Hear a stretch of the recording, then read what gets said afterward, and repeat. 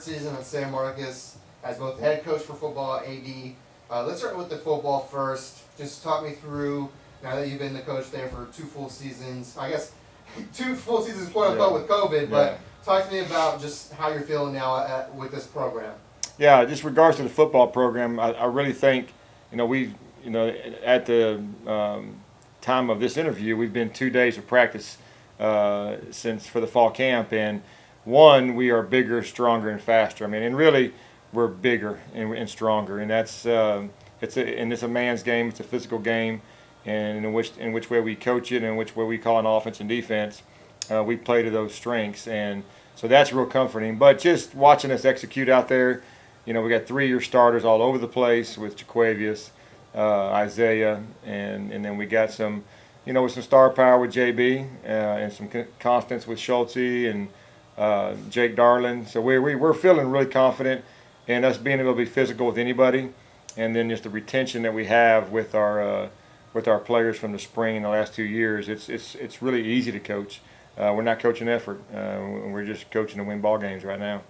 Now in year 3, do you feel like the athletes now are really grasping your philosophy and play style and all that? Talk to me a little bit about that. Yeah, just on philosophy first. We don't play. We don't coach. Some coaches use fear as a tactic.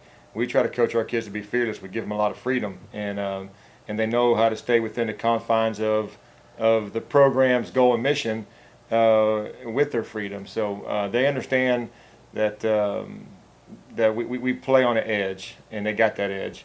As far as grasping our systems, offense and defensively, and special teams, we're getting to call things that we were calling 6 years into Denton right now, and they're definitely in tune.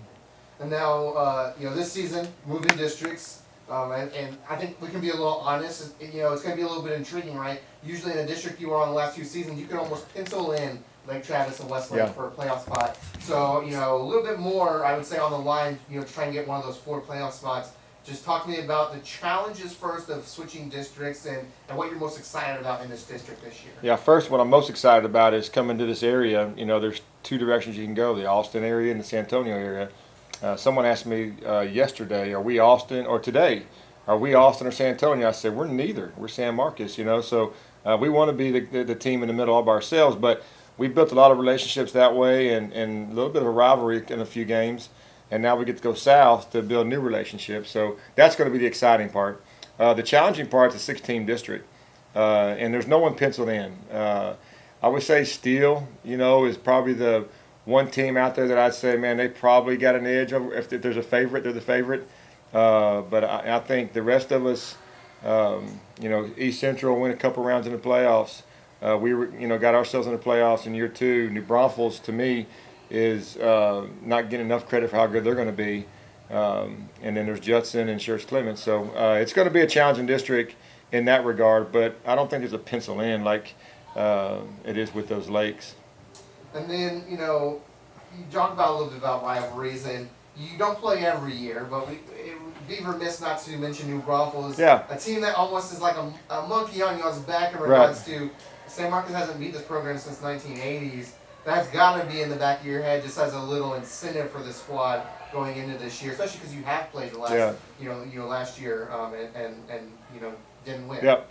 I think any coach who coaches the game of football, or really any sport, you welcome rivalries, and they're usually close in proximity. So New Braunfels is a natural rivalry for us, and I won't back down from trying to create a rivalry there. The last 2 games since I've been here, we've been in dogfights in the 4th quarter with a chance to win, and they've come out on top both times. It has been a monkey on the back for the city of San Marcos with the city of New Braunfels. So, man, I'd love to knock that thing off this year.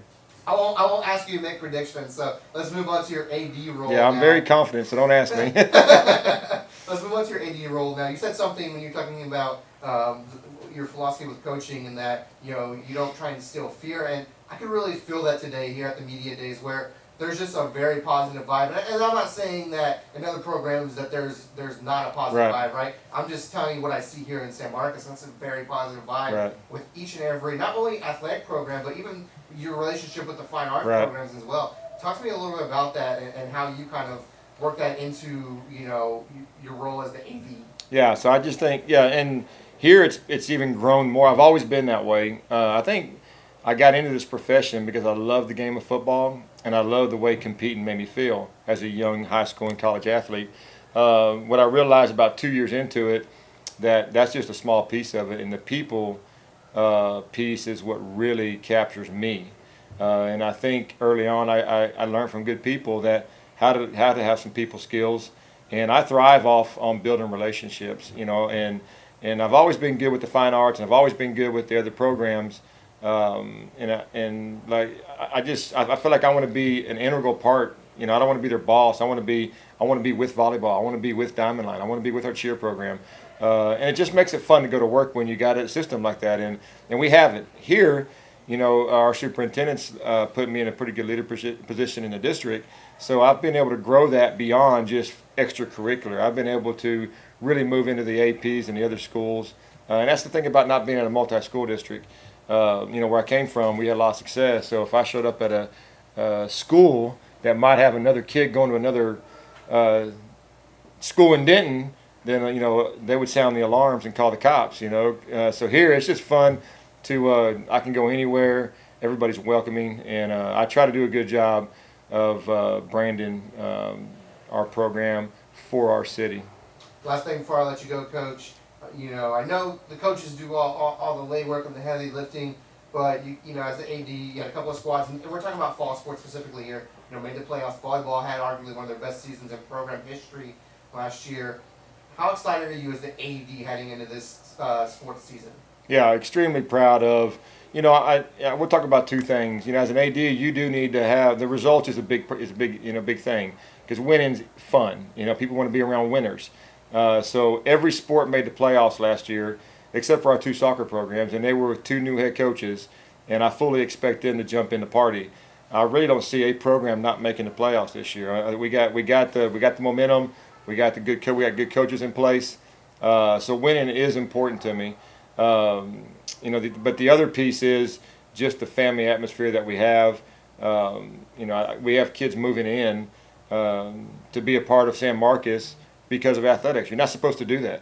As you know, there's a check on the UIL that says you're not supposed to move for athletic reasons. But you know, if you look across the state, people who run winning programs, people want to move into it, whether it's you're supposed to or not. Well, Coach, I'm excited to see what San Marcos, not only you know the football, but volleyball, cross country, golf, swim, all the ones that we covered today for our VYPE Media Days. Let's see what they do this year. Can't wait to see it. This is Josh with VYPE. See you at the games, everyone. And we appreciate the partnership.